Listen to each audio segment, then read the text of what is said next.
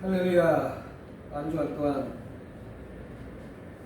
코로나 때문에 힘들고 어려운 과정이지만 잘 이겨내고 오늘도 이렇게 나오셔서 은혜 받으니 하나님께 은혜입니다. 장마가 지금 쳐서 장마비가 막 비가 내리고 오고 있는데 아무튼 또한 침수되지 않도록 좀 관리를 잘 하셔야 되겠습니다. 오늘 직분자 훈련 5강입니다. 오늘 직분자 훈련 5강 직분자의 자세에 대해서 같이 은혜를 나눠보도록 하겠습니다. 오늘 주된 하나님 말씀은 사도행전 6장 3절부터 6절까지 말씀입니다. 사도행전 6장 3절에서 6절까지 말씀입니다. 찾으셨으면 한 목소리 같이 읽어보도록 하겠습니다. 형제들아 너희 가운데서 성령과 지혜가 충만하여 칭찬 듣는 사람 7을 택하라. 우리가 이 일을 저희에게 맡기고 우리는 기도하는 것과 말씀 전하는 일을 우리가 이 말을 기뻐하며 믿음과 성령이 충만한 사람 스데반과 또 빌레일과 고노로와 니가노르와 디몬과 바메나와 유대교에 입국한 안디옥 사람 니콜을 택하여 사도들 앞에 세우니 사도들이 기도하고 그들에게 안수하니라. 아멘. 사도의 목회는 지금으로 말하자면 저와 여러분들이 이제 사도의 대를 이어서 이제 목회를 하는 것을 말하고 있습니다. 사도들의 목회라고 했으면 이제 저와 여러분들의 앞으로 목회도 이 사도처럼 이렇게 하기를 원한다, 이런 뜻입니다. 오늘 사도행전 6장 2절 4절 보니까 12사도가 모든 제자를 불러 이르되 12사도가 이제 모든 제자를 불러서 이르되라고 하면서 우리가 하나님의 말씀을 제쳐놓고 공개를 일삼는 것이 마땅치 아니하니 우리는 기도하는 것과 말씀 전하는 것을 전무하니라. 아멘. 이 말은 다시 말하면 하나님의 말씀이 우선이 되는 것이죠. 교회에서 이웃 돕기, 또 봉사하고 헌신하고 나누고 이런 것보다 어떻게 보면 하나님의 말씀이 사도들은 우선적으로 했다는 것이죠. 또 기도하는 것이 우선이 되어야 될 줄 믿습니다. 그래서 사도들의 목회는 어떻게 했습니까? 오늘 본문에 또 보면 사도의 목회는 12사도가 제자를 불러 이르되 12사도가 제자를 불러 이르되 하나님의 말씀을 전하는 것. 오로지 교회는 하나님의 말씀만 전하는 것이 되어야 되지, 교회는 이 교회 안에서 어떤 다른 것이 섞이면 안 된다는 것이죠. 다시 말해서 예수님을 전하는 것, 예수님 복음을 증거하는 것, 그거 외에는 다른 것이 교회에서 절대 전해져서는 아니 될 줄 믿습니다. 그래서 바울 사도도 어떻게 보면 그 당시 최고의 율법 선생이었지만 예수 그리스도를 만남으로 인해 가서 강한 빛으로 인해서 예수 그리스도를 만남으로 인해 갖고 180도 그 인생이 바뀌어진 인생을 살았던 것이죠. 그래서 오로지 바뀐 다음에는 자기는 예전에 내가 율법 선생이었던 모든 것들을 다 배설물처럼 벗어버리고 오직 십자가에 달리신 예수님이 나의 죄를 위해서 십자가에 돌아가셨고 돌아가신 지 3일 만에 부활하신 것 외에는 나는 자랑할 것이 없다라고 얘기했습니다. 그리고 예수님의 흔적, 예수님이 행했던 그런 일들을 사도 바울은 계속해서 이야기하고 그 복음을 전했던 것이죠. 마찬가지입니다. 마틴 루터도 마찬가지입니다. 종교개혁을 한 마틴 루터는 그 당시 힘들고 어려운 과정이었지만 그 모든 것을 다 포기하고 이제 교회가 하나님의 말씀으로 들어가야 된다, 이렇게 루터는 말하고 있습니다. 마찬가지입니다. 오늘날 교회가 하나님의 말씀이 중심이 되어야 될 줄 믿습니다. 성경이 중심이 되어야 될 점이 있습니다. 기도가 중심이 되어야 될 점이 있습니다. 이렇게 말씀이 중심이 되어야 됨에도 불구하고 교회 안에 말씀보다 세상 것이 많이 돌아온다는 것이죠. 세상 문화가 돌아온다는 것이죠. 그래서 교회 안에 보면 이제 어떻게 보면 다른 것들이 교양 프로그램이 들어온다든지 또 교양 프로그램 아니면 또 잡담한 어떤 것들이 들어온다든지 아마 전도하는 과정에서 필요하곤 할 수는 있겠지만 그것이 우선시돼서는 안 된다는 것이죠. 오로지 예배가 중심이 되고 말씀이 중심이 되고 기도가 중심이 되고 찬양이 중심되는 교회로 성장해야 될 줄 믿습니다. 또 무디 목사님이나 스월전 목사님이나 또 빌리 그레엄 목사님 보면 그분은 5대양 6대주를 다니면서 복음을 증거했던 것이죠. 하나님의 말씀을 증거했던 것이죠. 그래서 빌리 그레엄 목사님이 옛날에 여의도에 집회 하러 오셨을 때 그 당시 100만의 성도가 모여서 예배드린 적이 있지 않습니까? 그 말씀 들으러 빌리 그레엄 목사님의 말씀 들고 전국의 기독교인들이 어떻게 보면 수많은 기독교인들이 여의도로 집합해서 그 말씀을 우리는 증거할 때 은혜 받은 줄 믿습니다.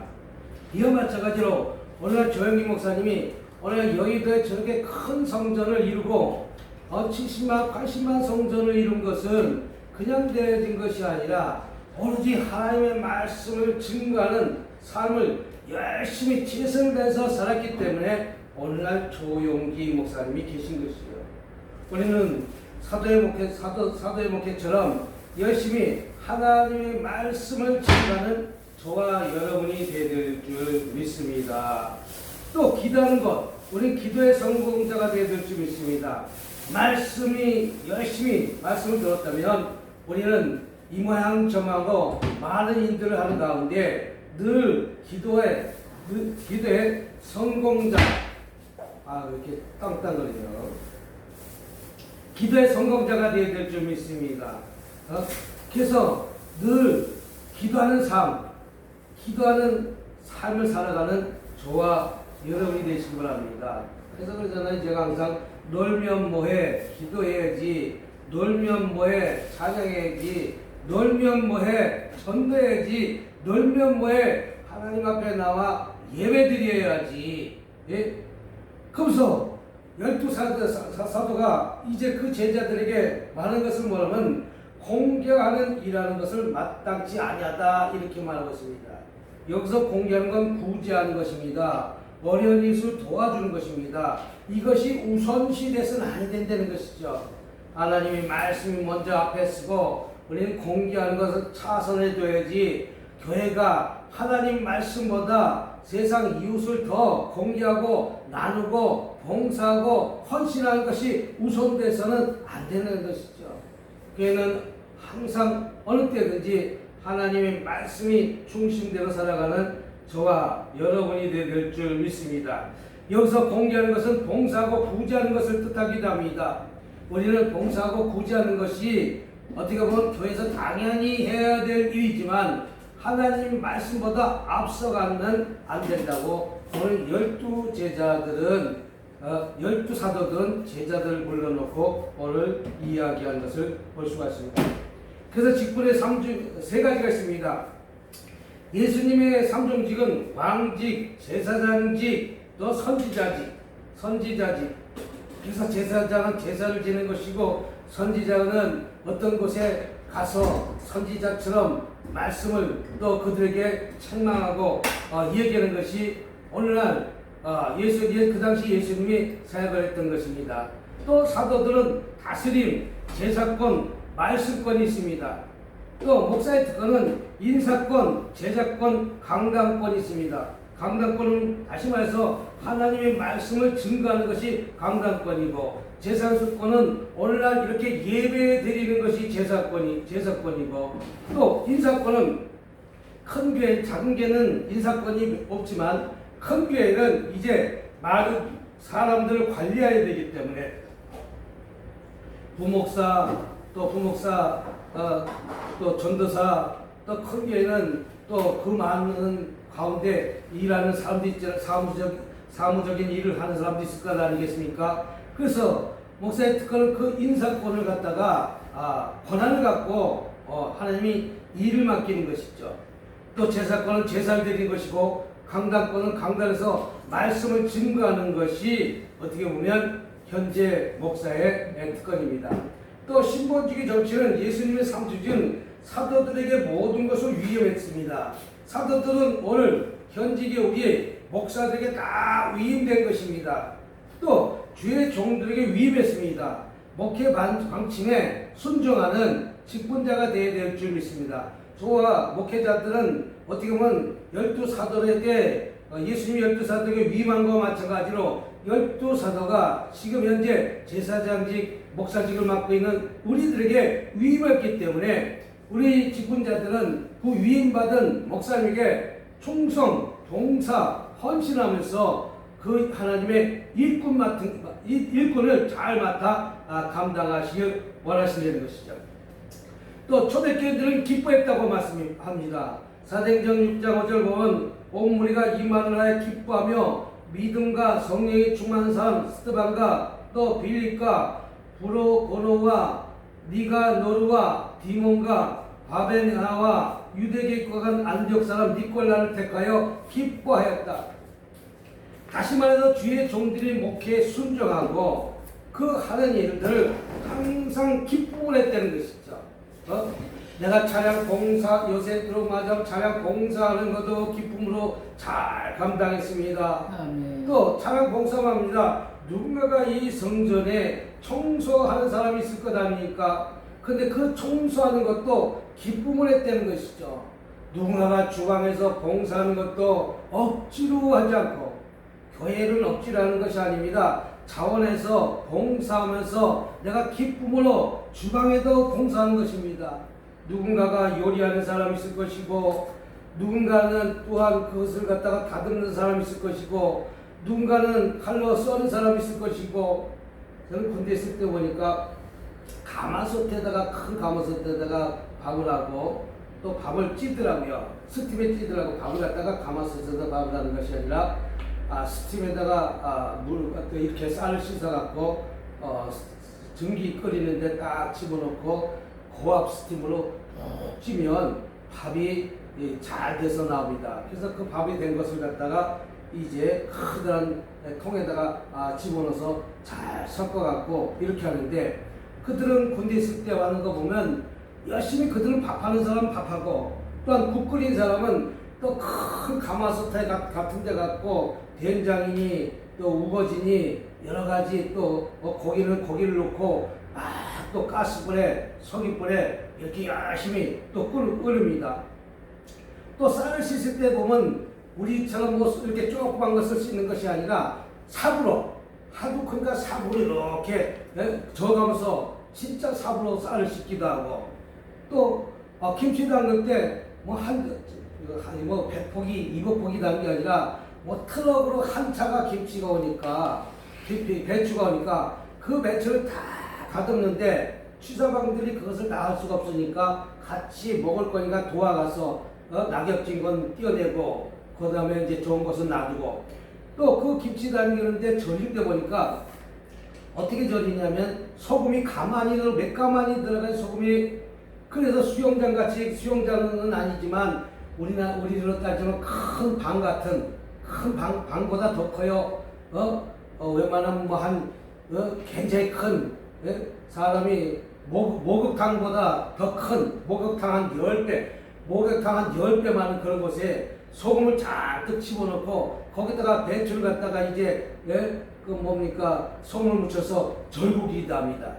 절이기도 합니다. 그럼 절이면 한 10시간 있다가 또 절여졌으면 그것을 다 끄집어내서 그것을 다 물로 씻겨내서 그 일들을 하는 것이에요. 그러나 그 일을 하는데 누구 하나도 불평하지 않고 원망하지 않습니다. 왜? 내가 먹을 거 김치를 담그고 있으니까. 이와 마찬가지로 그 당시 초대교인들도 어떻게 보면 하나님에 대해 봉사하고 헌신하는 일들을 기쁨으로 했다는 것이죠.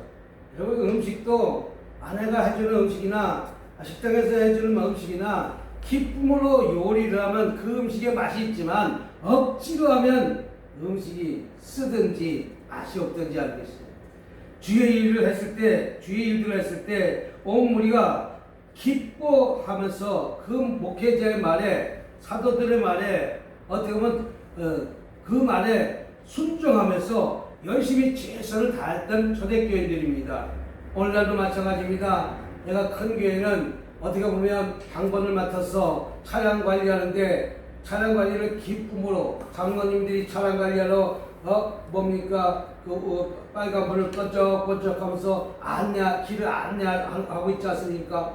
누군가가 또 세신자 방으로 인도하고 또 양육하는 사람 양육하는 일들을 다 감당하고 또 교사는 교사로 또 자기의 직분을 맡은 것에 그들은 다 기뻐했다는 것이죠. 이와 마찬가지로 초대교인들이 기뻐한 마음으로 그 일들을 잘 감당했다면 저와 여러분들도 내가 맡겨진 일에 기쁨으로 충성, 봉사, 헌신할 때 하나님이 기뻐하실 줄 믿습니다. 우리 초대교회처럼 우리 내 하는 일들을 기쁨으로 잘 감당하시길 주님으로 축복합니다. 아멘. 또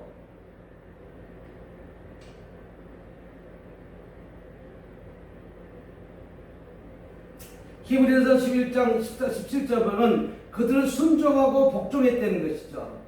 너희들 인도하는 자에게 순종하고 복종하라.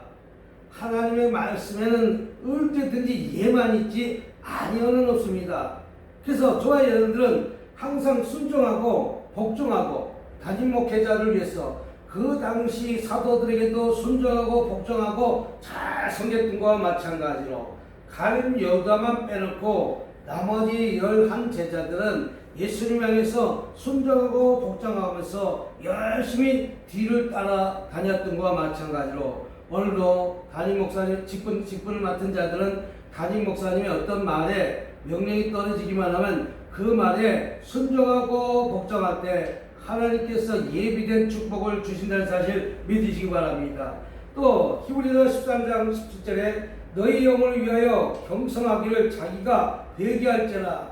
또 히브리서 13장 17절에 보면 즐거움을 하고 근심을 하게 하지 말라. 유익이 없다. 어떤 일을 맡겨졌든지 우리 근심하고 금심하지 말라는 거예요.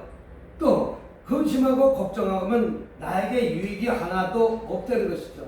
우리가 불평하고 원망할 때 나에게 유익이 하나도 없습니다. 내게 어떤 일이 맡겨졌다면 우리 근심하지 말고 염려하지 말고 맡은 일에 순종하고 복종하면서 그 일들을 잘 감당하시기 바랍니다. 또 예수님의 당부는 무엇입니까? 마태복음 10장 14절 15절을 보면 누구든지 너희를 영접하지 않고 너희 말을 듣지도 아니하거든 그 집이나 성에서 나가 너희 발에 먼지를 털어버리라. 심판날에 소돔과 고모라 땅이라 이렇게 예수님이 당부하셨습니다. 왜 그러면 목사님의 축복권이 있다는 것이죠. 목사님이 축복권이 있기 때문에 저와 여러분들은 예만 하는 것이요. 반드시 예수님의 예수님은 어떻게 보면 그 당시 사도들에게 축복권을 줬고 사도들을 통해서 축복권이 있다면 저와 여러분들이 목회자들도 강단의 축복권이 있습니다. 그래서 그 축복권을 예수님께 받았기 때문에 우리는 불평하지 말고 원망하지 말라는 것이죠. 또 너희들이 듣지도 아니하거든 그 집의 성에서 나가 너희 발에 먼지를 털어버리라. 여기서 먼지를 털어버리면 내가 너희를 영접하지 않고 너희 말을 듣지도 아니하거든 내가 전도하러 나갔을 때 너희를 영접하지 않고 너희 말을 듣지도 아니하거든 그 집이나 성소에 나가 발에 먼지야. 그 묻어왔던 어떻게 보면 영적으로 청소하는 뜻입니다. 영적 청소라는 것이요. 예전에 우리나라에도 보면 초상집에 갔다 오면 영적 청소한다고 하면서 빗자루를 갖다가 넘어가는 사람도 있다고요. 그래서 빗자루 왜 넘어가요? 그랬더니 그 집에 들어온 귀신들이 어둠의 귀신들이 또 붙어오지 못하게 비로 쓸어낸다. 그래서 빗자루로 넘어간다 그래요. 예? 세상에 어떻게 귀신들 믿는 사람들도 별걸 다 하네. 다시 말해서 먼지를 털어버린다는 것이 먼지를 덜어버린다는 것이죠. 예? 그래서 저번 심판들의 소돔과 고모라 땅이 이처럼 화가 임한다는 것이죠. 그래서 예수님이 당부하신 것입니다. 또 예수님을 영접한 베드로의 삶을 보면 그는 첫 부름에 자기의 모든 것을 버리고 주님을 쫓았습니다. 다시 말해서 직분을 맡은 사람은 내 직분을 감당하기 위해서 세상의 모든 것을 버리고 주님을 쫓은 베드로와 마찬가지로 저와 여러분들도 주님을 쫓는 삶을 살아야 될 줄 믿습니다. 베드로는 어떻게 보면 직분을 가진 사역자의 길을 가기 때문에 세상 것을 다 버린 것이에요. 세상 것을. 엘리야도 사역의 길로 가려고 그러니까 엘리사가 끝까지 스승을 쫓은 것 아니겠습니까? 끝까지 스승을 쫓지만 자기가 가진 어떻게 보면 모든 재물도 다 버리고 스승을 쫓았다는 것과 마찬가지로 베드로는 마찬가지입니다. 첫 부름에 자기 생계를 다 버리고 오로지 예수님만 쫓아갔다면 어떻게 보면 직분을 맡은 자, 내가 사명을 감당하는 자들은 세상 것에 근심하고 걱정하고 염려하는 것이 아니라 어떻게 보면 나를 부르신 하나님의 뜻이 반드시 있었기 때문에 나를 택하여 불렀기 때문에 그 하나님을 열심히 쫓는 삶을 살아야 될 줄 믿습니다. 세상 것을 바라보지 말라는 것이죠. 먹고 입는 것을 바라보지 말라는 것이죠. 베드로는 한평생 동안 그물을 던져서 고기를 잡는 일을 했지만 내가 오로지 이제 그물을 버리고 예수님을 쫓아갔을 때 내가 어떻게 먹고 살 거라고 하면서 근심하고 걱정하지 아니했다면 저와 여러분들도 이 길로 목회자의 길로 직분을 맡은 자로 달려가면 우리는 세상 것에 염려하고 걱정하는 것이 아니라 오로지 주님만 보고 달려가는 저와 여러분이 될 줄 믿습니다. 또 예수님을 쫓은 베드로 삶은 어떻게 보면 죄를 졌을 때 예수님에게 반대되는 말을 했을 때 사탄아 물러가라 라고 했을 때 베드로는 원망하고 불평하고 따지지 않고 가만히 침묵했습니다. 예수님의 뜻을 아직까지도 베드로는 이해를 하지 못했기 때문에 반문하는 것입니다. 그때 사탄아 물러가라 라고 했을 때 베드로는 침묵했고 또 죽게 됐다는 말에 시험 들지 않았습니다. 또 나를 따르는 말에 주님을 따랐습니다. 저와 여러분들도 주님을 따르는 것은 결코 쉬운 일이 아닐 줄 믿습니다. 그래도 그 길을 가는 거예요. 여러분 직분을 맡아서 가는 길이 왜 그 길이 평탄한 길만 있겠습니까? 어떻게 보면 소가 도살장까지 끌려가는 힘들고 어려운 과정이 있다 할지라도 그냥 가는 것입니다. 나에게 맡겨진 그 일이기 때문에 직분을 주셨기 때문에 내가 그 길을 가는 것입니다. 힘들고 어려워도 나는 그 길을 달려가는 것입니다. 또 많은 고난이 있어도 나는 그 길을 달려가는 것입니다. 군대 있을 때 보면 참 힘들고 어려운 일들이 많이 있습니다. 그러나 지나가보면 그 세월이 아무것도 아닌 것이죠. 철야 한근이라서 밤새도록 천리행군한다고 하는데 100km 걷는가 몇 킬로 걷는가 지금은 생각이 안 나는데 한 12시간을 걸어가는 것 같아요. 12시간을 걸어가는데 걸어다 가면 산을 넘고 계곡을 넘고 물을 건너 또 산속으로 들어가고 그러다 보면 어떤 사람은 졸다가 깨우탕에 빠지기도 하고 어떤 사람은 졸다가 나무까지 걸려서 넘어지기도 하고 근데 저는 꾀가 많아서 그런지 졸면서 가도 항상 어떻게 앞만 보고 가서 그런지 깨우탕에 빠지지도 않고 나무턱에 걸리지도 않고 넘어지지도 않고 그냥 다 쫓아갔다고 잠자면서 걸어가면서 잠자는 거 걸어가면서 군대 있을 때죠. 그래서 왜 그 길을 갔느냐? 그 고난의 훈련을 받기 위해서는 그 과정을 통과해야 된다는 것이죠.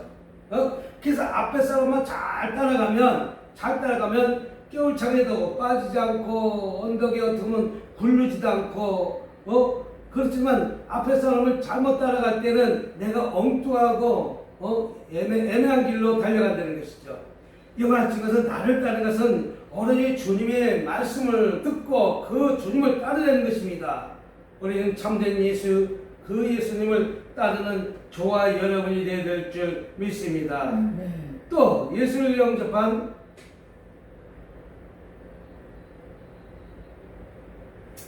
또 바울을 영접한 갈라디아 교회도 바울을 업신여기지 않았습니다. 바울을 버리지 않았습니다. 바울을 예수님처럼 영접했습니다. 복이 어디 있느냐라고 했습니다. 바울의 눈이라도 빼주려고 했던 것입니다. 여기서 바울 사도를 어떻게 보면 갈라디아 교회가 업신여기지 않고 예수님처럼 바울을 대접했다는 것이죠. 복음을 증거. 바울은 그 당시 가진 것이 없고 오늘은 이곳 내일은 저곳 오늘은 갈라디아 교회에 가서 말씀을 전가해도 바울 사도를 위해서 업신여기지 않고 그들은 대접을 잘해서 보내준 줄 믿습니다. 또 바울을 버리지 않았습니다. 사람들은 다 배신하지 않습니까? 가룟 유다가 예수님을 배신하는 것처럼 바울은 그 당시 갈라디아 교회에서는 바울을 절대 버리지 않았고 또 바울을 하나님의 천사같이 여겼습니다. 또 바울을 예수님처럼 영접했습니다. 또 바울을 위해 자기 눈이라도 빼주려고 했던 것입니다.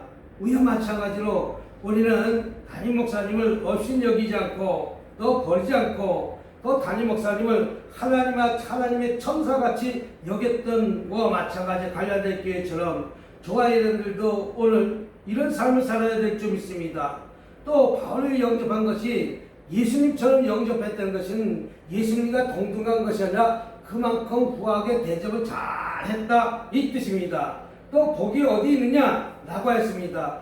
눈이라도 빼주려고 자기 이렇게 세상에 자기 눈이라도 빼주려고 부부지간에도 간이식 받는다고 하면 잘 주지 않습니다. 부자지간에도 간이식 받는다고 하면 잘 주지 않습니다.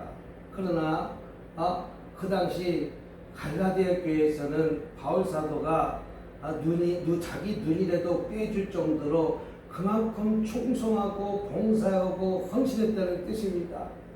요새시간에 부부지간에서도 가족지간에서도 신장이 안 좋다고 하면 그 신장을 떼어줄 사람이 얼마나 있겠습니까? 간이 안 좋으면 그 간을 떼어줄 사람이 얼마나 있겠습니까? 그러나 바울은 열심히 하나님의 일을 하니까 갈라디아 교인들이 그 당시 자기 눈이라도 빼서 주고 싶을 정도로 충성하고 봉사하고 헌신했다면 저와 여러분들도 이렇게 예수님처럼 충성하고 봉사하고 헌신하는 가정에 반드시 좋은 축복이 있을 줄 믿습니다. 바울의 목회를 도움 준 자를 보면 그냥 바울은 자기 혼자 목회를 한 것이 아니라 누군가가 헌신하는 자가 있습니다. 다시 말해서 물질적으로 오늘날도 교회도 마찬가지입니다. 물질로 후원하는 자가 있습니다. 또 이마양 저망으로 후원하는 자가 있습니다. 또 내가 물질로 후원은 못해도 내가 몸으로 또 후원하는 자가 있습니다. 열심히 내가 맡은 일에 봉사하고 헌신하는 것에 충성되어 하는 자가 있습니다. 또 내가 물질로 하지 않으면 또 여러 가지 일로 내가 봉사하고 헌신하는 자가 있습니다. 그와 마찬가지로 바울은 이 많은 사람들이 목회를 도움 준 자입니다. 목회는 혼자 하는 것이 아닙니다. 누군가가 도움이 있어야 하는 것이라는 사실 믿으시기 바랍니다.